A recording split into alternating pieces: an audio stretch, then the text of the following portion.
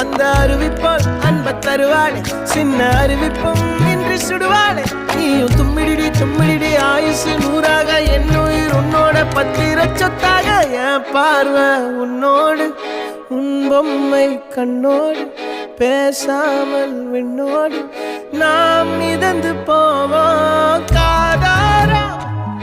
அடியானோ நான் தாங்க